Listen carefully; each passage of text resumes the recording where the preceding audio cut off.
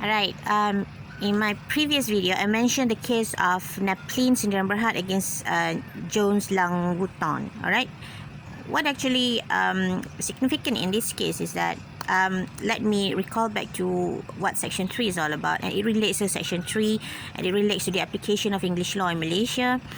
Right, right, when we're discussing about Section 3, alright, we see that judges who rely on those decisions for their judgments transform them into Malaysian law without considering the hurdles in Section 3. A large number of recent English judgments have, in this matter, found their way into becoming part of Malaysian law. This happens because the judges who decide the cases allow this to happen. They do not pay enough attention to Section 3. Alright, these particular problems was articulated by Datuk Abdul Hamid Mohammed, as he then was, in Naplin syndrome Berhad against Jones Lang Wooton, when he said, however, the provision, i.e., Section 3, subsection 1, remains in our statute book, though rarely referred to by lawyers or judges in the submission of judgments, respectively. More often than not, and this case is a good example, counsel referred to English authorities as if the common law of England applies in toto in Malaysia. Right? He concluded by saying, my humble view is that the provision of Section 3 of the Civil Law Act 1956, as it stands today, is the law of Malaysia. Courts in Malaysia have no choice but to apply it. Right?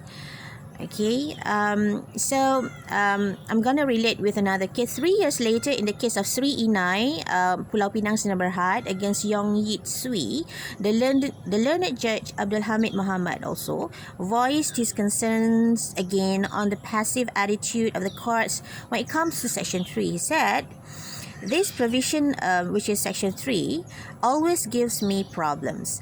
On the one hand, it is the law of this country. It has to be complied. On the other hand, courts in this country, except on very rare occasions, do not seem to pay any attention to this provision.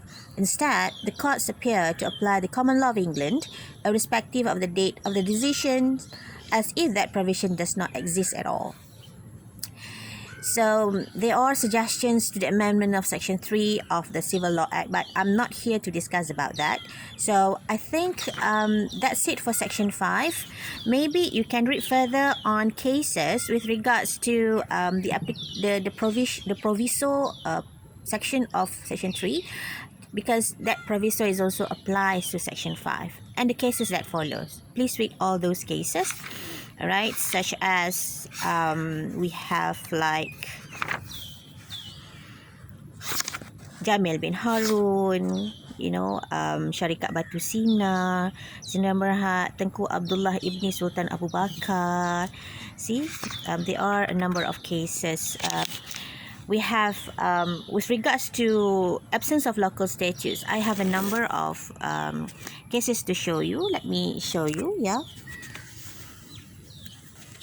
a number of cases. Basically, these cases includes Naplin syndrome Berhad, and we also have Boosted Trading 1985, Sri Inai Pulau Pinang syndrome Berhad against Yong Yit Sui, Corvette Transport, alright, and another.